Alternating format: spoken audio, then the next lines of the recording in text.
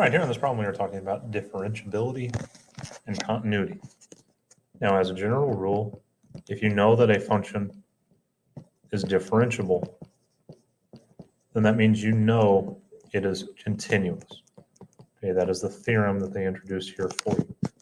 So for example, not just as an example, but just as a general rule, if f prime of a exists, that's what it means to be differentiable. It just means that the derivative at that point exists. And what that tells us is that f of x is continuous